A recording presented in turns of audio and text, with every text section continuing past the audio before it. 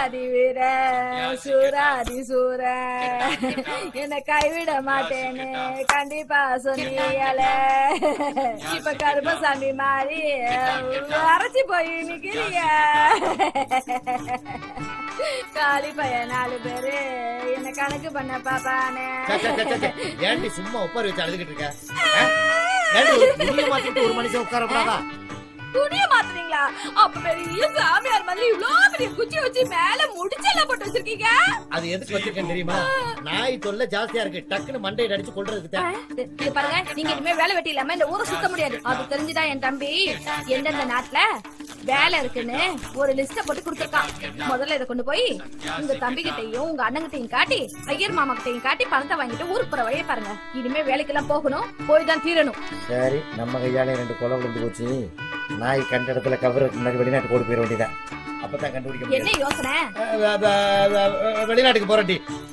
ஆனா ஒரு விஷயம் இப்பவே சொல்லிடுறேன், என்கிட்ட ஒரு குண்டு மணி நகை கூட கிடையாது. அதான் இருக்கிறதுல உருவுன்னு உருவிட்டி எவன் கால விழுவியோ எனக்கு தெரியாது. அவன் கால விழுது முதல்ல பணத்தை வாங்கி ஊரை காலி பண்ணிட்டு வேலைக்கு போய் முதல்ல காவி எடுத்துட்டு நல்ல துணியா மாட்டிட்டு போ. என்ன அடமலை பெஞ்ச மாதிரி பேசிட்டு போறா? அட என்ன வீரசாமி எங்க உட்காந்துட்டு இருக்கீங்க? அட சும்மா இருக்கப்பா. வீரசாமினா ஐயன் கோயிலுக்கு மாலை போட்டுருக்கீங்களா? ஊருக்குள்ள என்ன நடக்குதுன்னு தெரியலையா? என்ன நடக்குது? ஊருக்குள்ள யாரோ 2 கொலையை பண்ணிட்டு போயிட்டாங்களாமண்ணே. போலீஸும் நாயும் தெரு அலையுது. அப்படியா? கண்டுக்கிறது இல்லையா நீங்க? இங்க வாடா கண்ணு. என்ன ஒரு விஷயம் பேச வேண்டியிருக்கு. என்ன வந்த என்ன எவனை பார்த்தாலும் பயமுறுத்துறானே. என்னமோ எப்போ ஒரு சம்பவம் நடந்து போச்சு. எவனை பார்த்தாலும் இடத்த காலி பண்ணிடுவோம். அர்ஜென்டா வந்துட்டு இருக்காரு. நீங்க மேல தெருல பசங்களை கூட்டு போய் பட்டாசை வச்சு கூட்டத்தை சேர்த்துருங்க. நீ கீழே தெருவெல்லாம் பட்டாசை வச்சு அசத்திடுங்க. மினிஸ்டர் அசந்து போனுங்க. அப்படியே நான் அக்ராரத்துல பட்டாசை வச்சு கூட்டத்தை சேர்த்துறேன். வரட்டுமா? சரி. நானு யோ நீனும் தாயா வாயா போய் பட்டாசை வைக்கலாம்.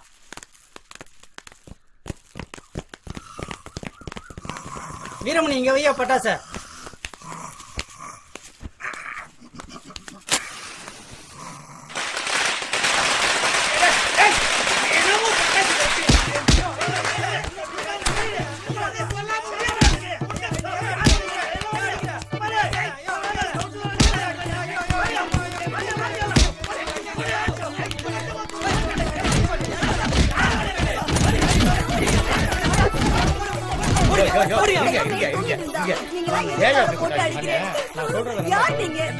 நம்ம ஊரு மினிஸ்டரும் நம்ம தலைவர் பழனிசாமியும் வந்துகிட்டு இருக்காங்க.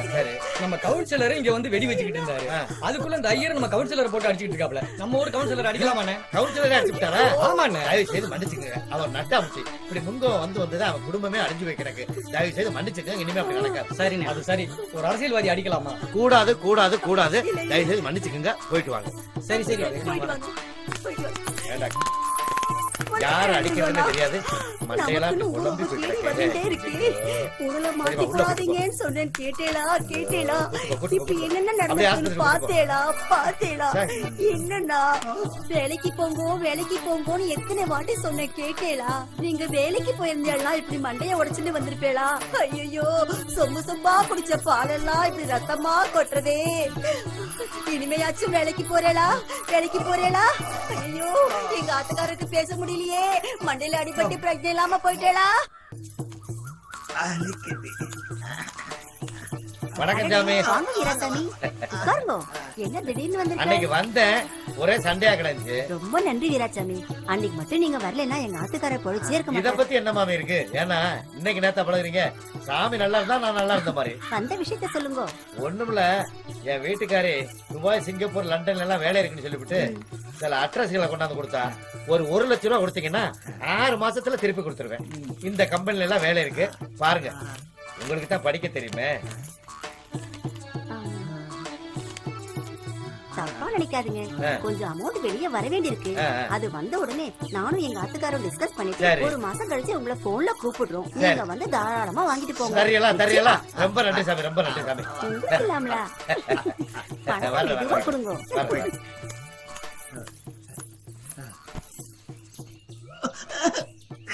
நான் சொன்னது புரிஞ்சுதோ?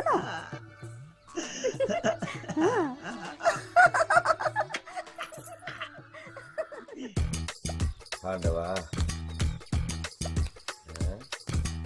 ஏங்க மச்சான் பால்காருக்கு காசு கொடுக்கல. சரி இன்னும் மளிகை கடை பேலன்ஸ் வேற அப்படியே இருக்குது. சரி சரி ஏன் குடுறேன்டி. என்னடா தம்பி அண்ணா என்னண்ணா இவ்வளவு தூரம் வெயில்ல நடந்து வந்திருக்கீங்க? என்ன விஷயம்ண்ணா? ஒண்ணுமில்லடா தம்பி, கொஞ்ச நாளா அண்ணனுக்கு வேலை இல்ல, நகை நட்டு வீடு வாசல்லாம் அடமானம் வச்சுட்டேன். அண்ணா அண்ணா இதெல்லாம் யாருக்காக எதுக்காக செஞ்சீங்கன்னா? எங்களுக்காக செஞ்சு தானே இப்படி ஆயிட்டீங்க. அண்ணா வானத்தை போல விஜயகாந்த படத்துல தான் பாத்துருக்கோம், ஆனா எங்களுக்கு நீங்க செஞ்சதை நேர்லயே பாத்துருக்கோம். அதனாலதான் உங்க அண்ணி சொன்னிச்சு, நீங்களும் 4 பேரை போல பொழைக்கணும், இந்த கம்பெனில எல்லாம் வேலை இருக்கு, இத போய் காமிச்சு உங்க அண்ணன் தம்பிகிட்ட 1 லட்சம் ரூபாய் வாங்கிட்டு போயிட்டு 6 மாசத்துல திருப்பி கொடுத்துருங்க, அவங்க எல்லாம் நல்ல வசதியா தானே இருக்காங்கன்னு சொன்னிச்சுப்பா. அண்ணா இதுல என்னென்ன இருக்கு? உங்களுக்கு 1 லட்சம் ரூபாய் வேணும் அவ்வளவுதானே? ஆனா எந்த ஊரு எந்த கம்பெனி? கொடுங்க. ஏஎன்ஐ கம்பெனி பட்டையாரோடு பேங்காக்கு 32. Super company. அண்ணா சூப்பர் கம்பெனி, நல்ல கம்பெனியா, அற்புதமான கம்பெனி. 1 லட்சம் ரூபாய் போதுட்டாங்களா? போதும்பா போதும். கன்ஃபார்ம். அண்ணா நீங்க என்ன பண்றீங்க, 1ஆம் தேதி அன்னைக்கு அந்த 1 லட்சம் ரூபாயை உங்க குழந்தை கையில கொடுத்துறேன், நீங்க வந்து வாங்கிக்கிறீங்க. ஆனா 1ஆம் தேதி மீறி 2ஆம் தேதி வந்தாலும் கிடைக்காது. இல்ல வந்துடுறேன், நான் வெளியூர் போயிருவேன். அண்ணா 1 லட்சமா 2 லட்சமா கன்ஃபார்ம் பண்ணி சொல்லுங்க. 1 லட்சம் தான். ஏன்னா நீங்க செஞ்சவரு, உங்களுக்கு நாங்க செஞ்சாகணும். இவனுக்கு இந்த புடவை எல்லாம் எடுத்து கொடுத்து நீங்க தானே? நீங்க தானே எடுத்து கொடுத்து என்கிட்ட சொன்னீங்க. வருஷம் எடுத்து கொடுப்பாரு. சொல்ல வேணாம் தம்பி, நான் எப்படி சொல்றது? ஏப்பா அதெல்லாம் போய் சின்ன பிள்ளை அன்னிக்கிட்ட ஒண்ணு சொன்னேன், அதை சொன்னாங்களா? சொல்லலையே.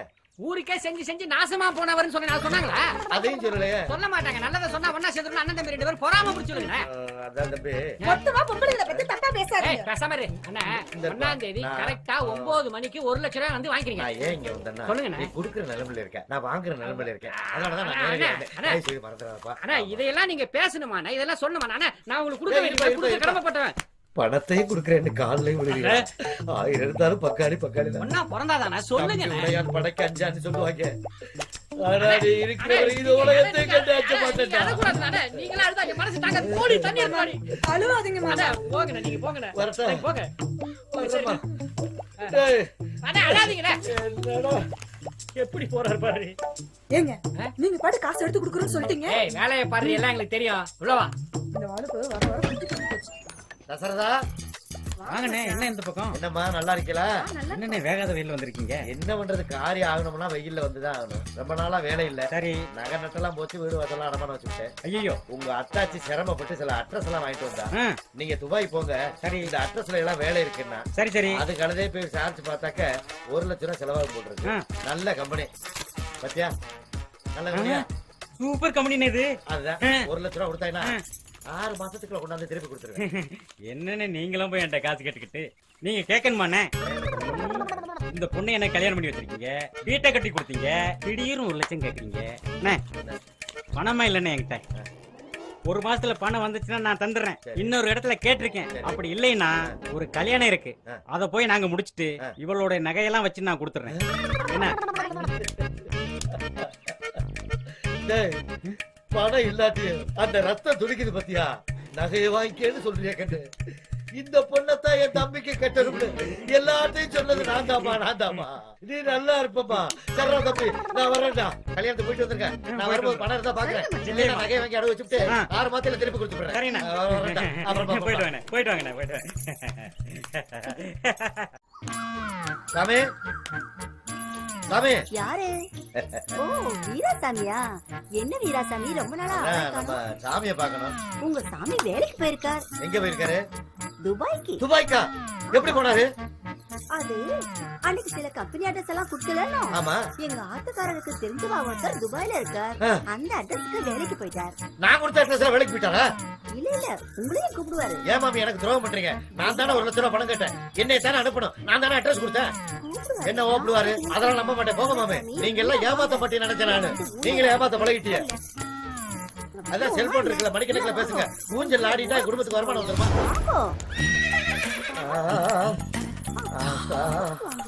ஊஞ்சல்ல ஆட மாட்டேன்னு சொன்னேன். இவ்வளவு ஊஞ்சல்ல ஐயோ.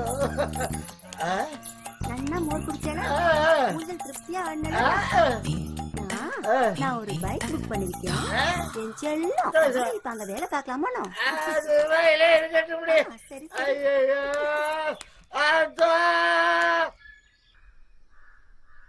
அன்புள்ள மனைவிக்கு பணம் கிடைச்சிடணும். என்னம்மா சரசு என்ன பண்ற? வாங்க மாமா. எங்க தம்பி எங்க வீட்டா? உங்க தம்பி வந்து அவரு துபாய் போயிட்டாரு மாமா. துபாய்க்கா? என்னை பணம் வாங்க வர சொன்னானே. இல்லைங்க மாமா, நீங்க காட்டுனீங்கல்ல அந்த அட்ரஸ், அந்த அட்ரஸுக்கு தான் அவரு வேலைக்கு போய் 1.5 மாசம் ஆகுது மாமா. துரோயிப்பே நான் ஊரெல்லாம் அலைஞ்சு அட்ரஸ் வாங்கி கொடுப்பேன். உன் புரிச்ச துபாய் போவானா? அதாவது நீங்க வசதியா இருக்கிறேங்கிறத காமிக்கிறீங்கல்ல. உங்ககிட்ட பணம் கேட்டு வந்த மாதிரி என் புத்திய செருப்பால் அடிக்கணும். ஏன் மாமா இப்படி கோச்சுக்கிறீங்க? பின்ன என்ன, நான் அட்ரஸ் வாங்கி கொடுத்துருக்கேன்ல. 1ஆம் தேதி வாங்க பணம் தர்றேன்னு அழுதான், கட்டி பிடிச்சான் பங்காளி. மூண்டு ஓடி போயிட்டா பத்தியா, துரோகம் பண்ணிட்டு ஓடி போயிட்டா பத்தியா. துரோகி எல்லாம் திட்டாதீங்க. இப்ப என்ன உங்களுக்கு பணம் தானே வேணும்? உங்களுக்கு எவ்வளவு வேணும்னு சொல்லுங்க, நான் கொடுக்குறேன். அதை எப்படி நீ கொடுக்க முடியும்? முதல்ல இந்த லெட்டரை படிச்சு பாருங்க. ஆமா, அந்த லெட்டர் படிக்கிறேன் நான். உன் வேலைக்காரன் போறது. முதல்ல இத படிச்சு பாருங்க. என்ன படிச்சு பாருங்க. அப்படி என்னத்தை கழிச்சிருப்பாரு? பணம் அனுப்பியிருக்கேன், நீ சௌரியமாரு, என் பொண்டாட்டி எப்படி இருக்கான்னு எழுதிருப்பாரு. வேற என்ன எழுதுவாரு? மாமா கொஞ்சம் பணம் அனுப்பியிருந்தாரு, அந்த கணக்கு வழக்கெல்லாம் பார்த்துட்டு தான் உட்கார்ந்துட்டு இருந்தேன். அன்புமிக்க சரோசாவிற்கு உன் கணவர் எழுதி கொள்வது. வீராத்தியாம என்ன கொடுத்த அட்ரஸ்ல வேலைக்கு சேர்ந்துட்டான். அவர் வருத்தப்படுவாரு. அதனால அவர் வருத்தப்படாத அளவுக்கு அவர் வரும்போது அவரால் என்ன வேலை செய்ய முடியுமோ அவர்கிட்ட சொல்லி நான் இல்லாத குறைய போக்கிட்டேன். காகரி வாங்குறதா இருந்தாலும் பேங்க் போறதா இருந்தாலும் வீராத்தியம்மா என்னன்னா நம்பு. கொஞ்ச நாள் கழிச்சு அவரையும் துபாய்க்கு வருத்திக்கிறேன். அதனால எங்களை மாதிரியும் அவரையும் பாசமா நினைச்சு நல்லபடியா பழகிக்கங்க. நல்லது நடக்கட்டும். பாருங்க, உங்க மேல அக்கறை இல்லாம தான் என்னை வந்து அவளை பாசமா உங்களை பாத்துக்க சொல்லிருப்பாரு. அப்போ நல்ல பையன் சொன்னேன். பணம் கொடுக்கணும்ல, லெட்டர்ல வந்து அண்ணன் ஒன்னேன்னு எழுதுனா சரியா போச்சாக்கும். சரி, உங்களுக்கு பணம் தானே வேணும். உங்களுக்கு எவ்வளவு பணம் வேணுமோ நான் தரேன். உள்ள வாங்க. எப்படி தருவ? நான் கொடுக்குறேன். அந்த தொல்லையே வேணாம். ஆள விட வாங்க மாமா. நட மாமா, வாங்க மாமா. வேணாங்கிறல்ல.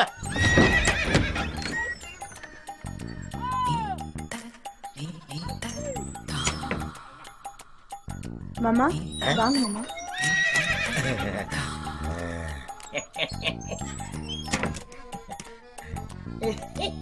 மாமா உங்களை என்னமோ நினைச்சேன். நீங்க ரொம்ப மோசம்.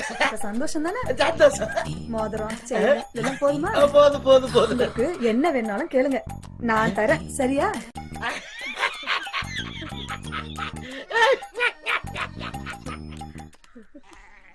பாய் பாய். தம்பி வாங்க மச்சான் வாங்க. என்னமா நல்லா இருக்கியா? நல்லா இருக்கேன். தம்பி எங்க? அவர் போன மாசமே துபாய்க்கு போயிட்டாரு. துபாய் போயிட்டானா? எப்படி போன?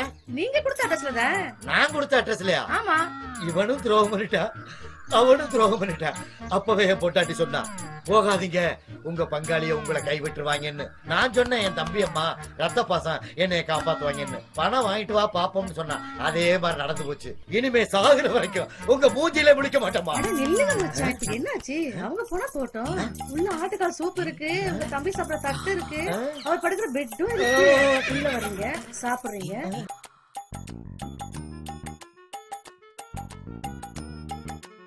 மச்சான் வாங்க. இந்த வரேன்டி.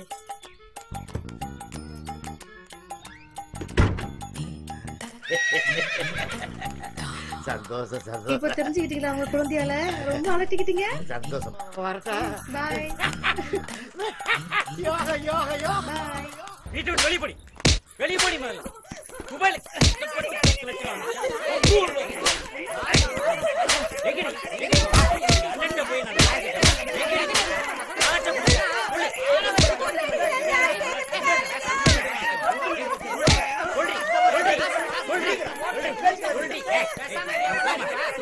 மாமி உங்களுக்கு ஒண்ணு தெரியாது. சும்மா இருக்க மாமி. இது என்ன செய்ய தெரியுமா?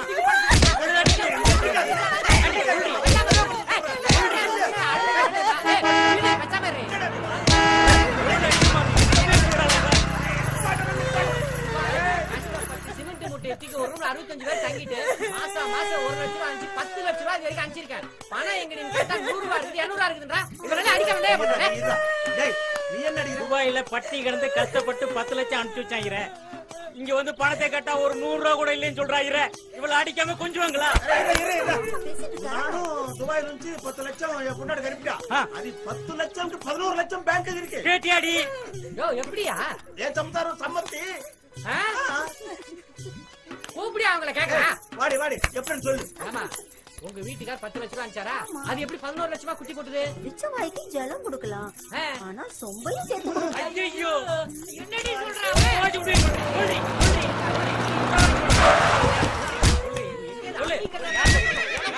அம்மாட்ட கொடுத்தியா? இல்ல யார்கிட்ட கொடுத்தா? சொல்லு.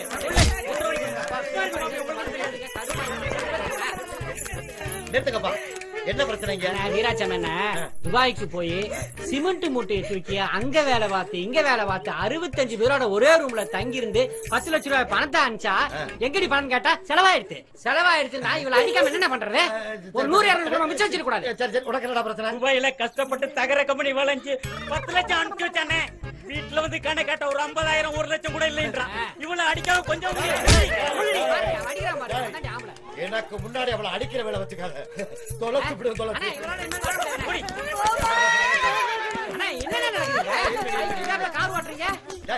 சும்மா கால் வந்து விழு வந்தா தள்ளி விட்டா. இந்த பாருங்கடி, ஆளுகை நிறுத்துங்க. நடந்து போச்சு. இனிமே உங்க மாமன் உங்க கூட இருப்பாங்க. ஆளுக்கு 50,000 ரூபாய் 10 வட்டிக்கு பணம் தரேன். ஏன் ஒரு 5 வட்டி கொடுக்கறதா? ஜாஸ்தியா இருக்குண்ணே. அதெல்லாம் நீங்க பணத்தை கொடுக்கும் போது அப்படி இப்படி அட்ஜஸ்ட் பண்ணிக்கோங்க. இந்த பாருங்கடி, குடுக்கிற பணத்தை வச்சு நல்லபடியா சம்பாதிப்பாங்க. அதை அப்படியே பத்திரமா வச்சுக்கோங்க. இனிமே யாரும் கேட்க மாட்டாங்க. நல்லபடியா புடச்சுக்கங்கடா. நீங்களும் அவளுகளை அனுசரிச்சு போங்கடா. நீங்க பாட்டுக்கு அவளுகளை விட்டு ஓடிட்டா அவளுக்கு என்ன செய்வாளுங்க? ஏன் பணம் மட்டும் அப்படியே இருக்கு. ஓ பணம் மட்டும் அப்படியே தான் இருக்கு. ஏன்னா ஊஞ்சலும் மோரம் தானே மிச்சம். ஆனா எப்ப பணம் வாங்க வீட்டுக்கு வர்றது? வீட்டுக்கு காலையில வாங்கடா. சரி காலையில வாங்கடா. நல்லபடியா புடச்சுக்கங்கடா. அண்ணே, அக்கா ஊரெல்லாம் தேடிட்டு இருக்கு. எங்கடா போன நீ? ஊரெல்லாம் தேடுறாளா? பின்ன ஒரு வாரம் தானடா ஆச்சு. அடி ஆத்தி.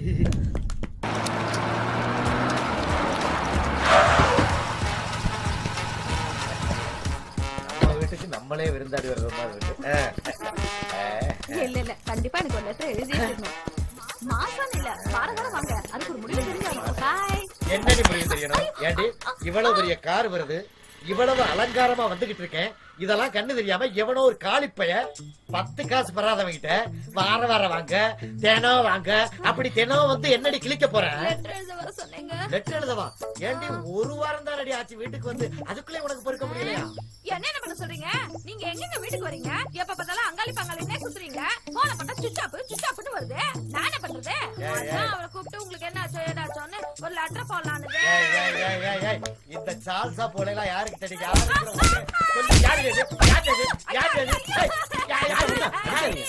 எங்க அக்கா மச்சான். ஆமா மச்சான், நீங்க வேலை வெட்டி இல்லாம ஊரை சுத்திட்டு இருக்கீங்கன்னு எங்க அக்கா வந்து ஊர்ல புலம்புச்சு. சரி ஒண்ணும் கவலைப்படாதக்கா, நீ வீட்டுக்கு போ, நான் வரேன்னு சொல்லிட்டு நானும் ஊருக்குள்ள வந்தேன். அதுக்கப்புறம் தான் 2 கொலை பண்ணீங்களே, ஞாபகம் இருக்கா? நான் எங்க மாப்ள மச்சான், 2 கொலைய பண்ணிட்டு ஊருக்குள்ள பயந்துகிட்டு காவி வெட்டி கட்டிட்டு வீட்டோட இருந்தீங்களே, ஞாபகம் இருக்கா? அது சும்மா காத்தோட்டமா. அந்த சமயத்தை பயன்படுத்தி தான் எங்க அக்கா கிட்ட துபாயில இருக்கிற விலாசத்தை கொடுத்தேன். இப்ப போய் மச்சாங்கிட்ட கூட கண்டிப்பா வேலைக்கு போயிடுவாருன்னு சொன்னேன். நீங்களும் அங்காளி பங்காளிங்கிட்ட பணம் வாங்கிட்டு வரலான்னு போனீங்க. அங்க போய் தான் லெட்டர் போடுற வேலையெல்லாம் பார்த்தனே. பாத்து என்ன மச்சான், கடைசியில பிள்ளையார பிடிக்க போய் குரங்க பிடிச்ச கதையா போயிடுச்சேன்னு பயந்தே போயிட்டேன். எப்படிடா திருத்துறதுன்னு யோசிச்சேன். அடுத்தவன் பொண்டாட்டி மேல கை வைக்கும் போது குஷியா இருக்கு, ஆனா தான் பொண்டாட்டி மேல ஒருத்த கை வைக்கும் போது வலி தெரியும். அதனாலதான் நீ வர்ற சமயமா பார்த்து நானும் எங்க அக்காவும் பேசிக்கிட்டே வந்தோம். இப்ப எப்படி வலிக்குது பாத்தியா? ஆமா, இந்த 2 கொலைன்னு விசாரிச்சதெல்லாம் அதெல்லாம் ஒரு கொலை இல்ல மச்சான். அவங்க 2 பேரும் என் ஊருக்காரனுங்க. ஏ மணி, அசோக் வாங்க. உசுரோடதான் இருக்கு.